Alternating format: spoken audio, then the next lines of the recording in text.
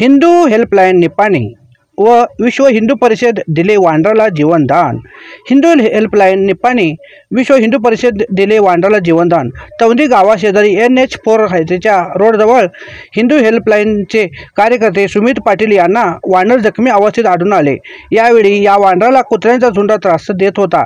यावेळी हिंदू हेल्पलाइनचे कार्यकर्ते सुमित पाटील यांनी कुत्र्याच्या झुंडीपासून वानराला सोडवून या वानराला सुरक्षित ठिकाणी ठेवले आणि मदतीसाठी हिंदू हेल्पलाइनचे सागर श्रीखंडे यांना संपर्क केला।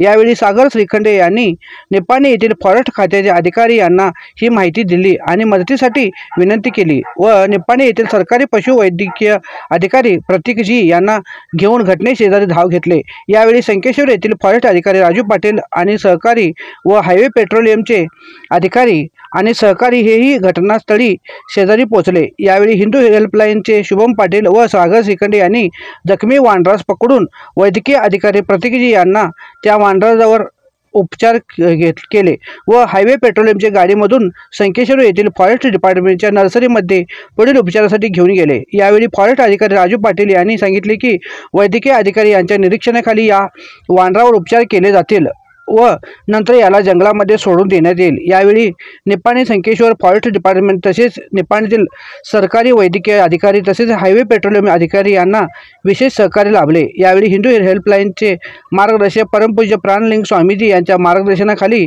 शेकडो जखमी प्राण्यांवर उपचार केले आहेत। यावेळी सुमित पाटील, राजेंद्र गोरव, बाबासाहेब पाटील, राहुल कदम, सागर श्रीखंडे यांनी वानरास जीवनदान दिले। शिवान्यूजसाठी शिवानंद वशीदार। चॅनलला लाईक करा व बेल आयकॉन क्लिक करायला विसरू नका।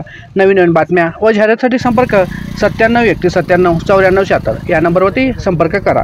तसेच आमच्या YouTube चॅनलला सबस्क्राईब करायला विसरू नका।